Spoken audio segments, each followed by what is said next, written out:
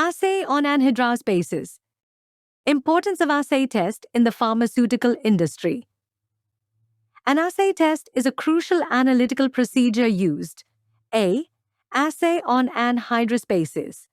Assay on an anhydrous basis refers to the measurement of the content of a substance in a material after the removal of water only by Kf titration.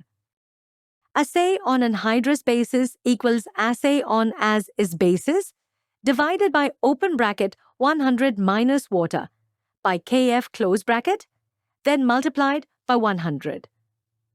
Example calculation: 97.65 divided by open bracket 100 minus 1.7 close bracket multiplied by 100 equals 99.33%. This is often used in the pharmaceutical and chemical industries to determine the concentration of a particular compound in a sample.